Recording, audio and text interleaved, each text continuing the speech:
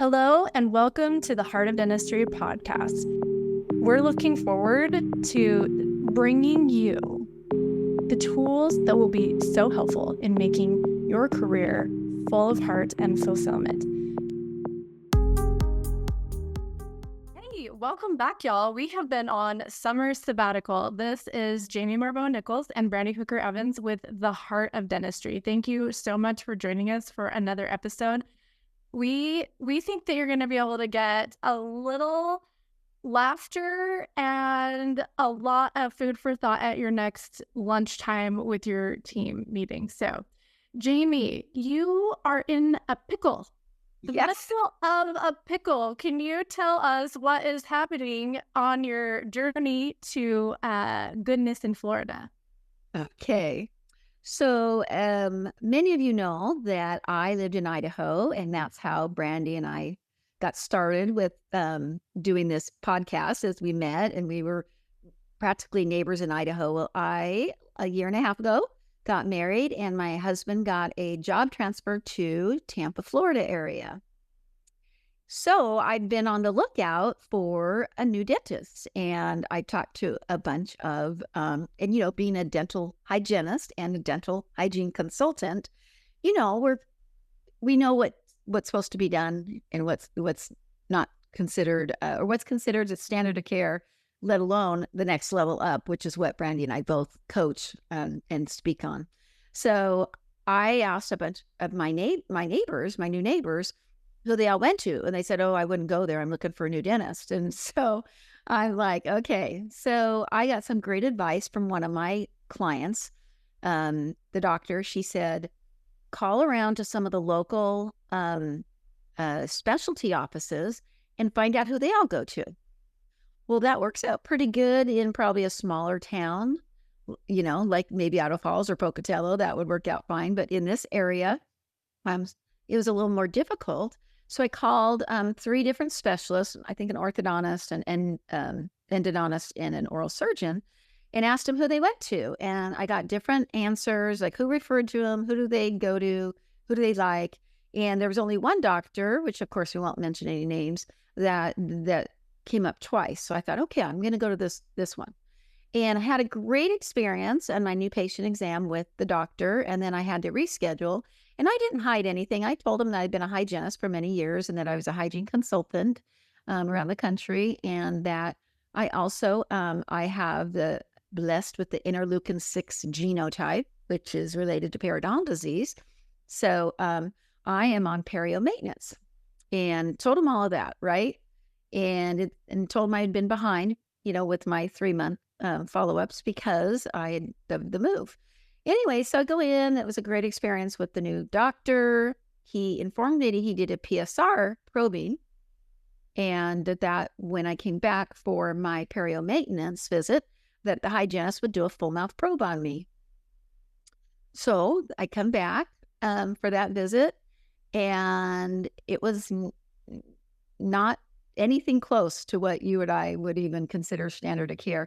It wasn't horrible, but it was the basic, and that's kind of the pain, is that we work so hard to bring our industry up to a different standard and level as consultants and speakers. And it's disheartening when you give them all this information. I handed them my history, my dental and perio history on a platter, right?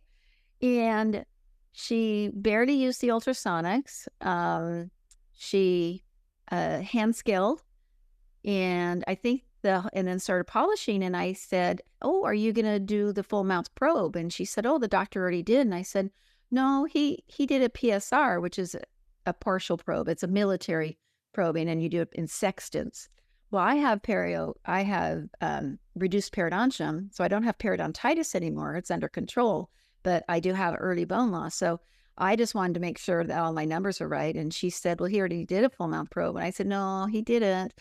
And so she begrudgingly got out the probe and did a full mouth probe, and things, were good. I had 2 areas of bleeding, so I asked her to use the ultrasonics back in there a little longer, and then she sent me on my merry way. Ouch. So for all the rest of you that are cringing with us, let's troubleshoot this just a little Yes. bit. First and foremost, Help me. well, what we know from the beginning is that what's going on with the doctor and what he thinks is going on with the hygienist are congruent. So the first glaring thing for all of us to take home is let's have a chat with our team and make sure that we go through a new patient appointment, start to finish, the whole experience. In this case, this was 2 appointments, so that we know from both ends what's happening in the doctor's chair and what's happening in the hygiene chair. So to me, step 1, that means all of us look in the mirror. Let's have that conversation. Yes. And maybe even, so this was really fun. Recently, I was working with an office that wanted to calibrate their probing, to your point, that it needs to at least be done, if not the same, depending on which hygienist you're seeing. And so we actually had one of the hygienists be the patient and another hygienist do the probing, and then the other 2 hygienists that work in the office read the probe so that they could all calibrate. So this is an opportunity to do that with the probing, but also with the whole new patient experience. So then for you, Jamie, how are you going to find a doctor and a hygiene team that you trust? Because you did the gold standard of call the experts, call the specialists in the town and say, who do you go to? Yeah. And I thought it was a brilliant idea that was suggested by one of my clients. And I think just to kind of step back at what you just mentioned, I do a virtual chart audit with all my clients before I ever step foot in their office. And this exact same thing came up with the office manager who has been the office manager there for, I don't know, 25 years, 20 years. I don't know how long, but a long time. And I asked the basic questions like, so do you guys take probes, or excuse me, do you guys do full mouth probe? What is the frequency? And then I asked, do you do or blood pressure readings? And he said, yes, we do that. We do a blood pressure reading every single hygiene visit, and we probe once a year where we write it down and we blah, blah, blah. So he's telling me all this. So I go and I do the chart audit, and they have 4 hygienists, and one of them hardly ever did probings. She didn't have any probings in there. So it's one thing for the business team member to not to know, but what is the doctor thinking when he's going to that chair and that hygienist never has a probing to show him, any of the documentation? So it makes me also wonder do they not, is that not being communicated even at the chair side? How's their oral health, and how's the bone levels looking, and is Jamie's gums bleeding today or whatever? It's been 3 months, and how is it looking for Jamie today? So I think that you're right. I think that's the number one thing for our offices and our listeners to take away is you need to sit down instead of assuming. You need to sit down. And this same hygienist did not have blood pressure readings hardly ever. And they were all supposed to put them in the exact same spot on their notes. She didn't. And unless we would have done this chart audit, it was very, very eye-opening. And so I would take it another level and say, not just sit down and talk, but randomly pick 5 to 10, patient charts from each hygienist and just see if they're all matching up with what they're supposed to be doing, what the protocol is. So I, in my office, believe wholeheartedly in chart audits, and I do all of the chart audits for all 5 chairs. Recently, my daughter has been able to take on doing the hygiene chart audits, but we believe in chart auditing. So every person that comes through and gets a chart note that it is in our office, someone else is reviewing that so that we can make sure that everything is being documented well, is being billed correctly, and that the patients are getting the appropriate care that they are supposed to whenever they come to a dental office. So yeah, I think that chart auditing is really important. It does take a little bit of time. Yeah, it's very valuable.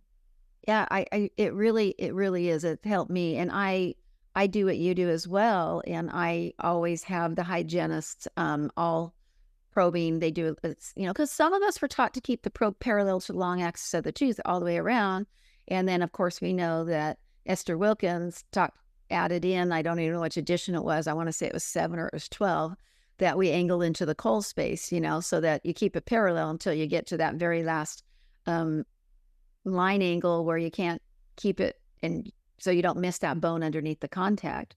So it was just very eye-opening, and I can go and have my clients. A lot of you might say, well, you have all these clients you've taught, and anytime you go there, can't you just get your teeth cleaned, have your perio maintenances done then? And I'm like, yeah, I can, but what about my husband? And I have all these neighbors who are waiting for me to give them the recommendation.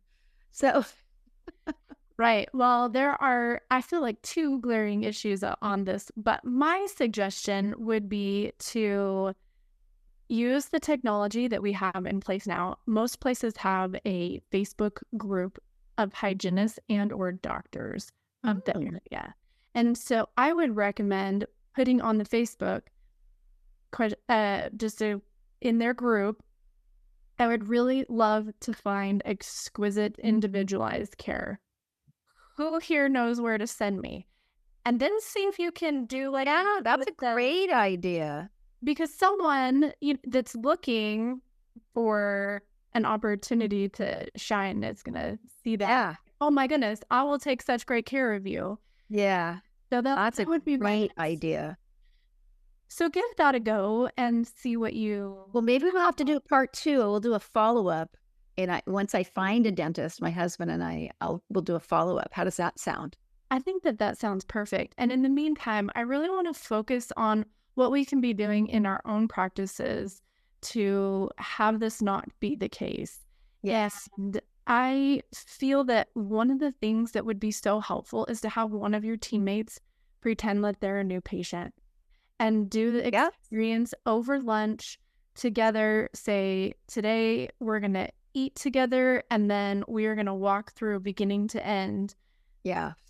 From the front office all the way to the end of care, so that everyone can know what is happening and what to have happen and get on the same page. Those are great advice. I love it. I'm going to sneeze. Oh, let's do it. Okay, I'm good. Well,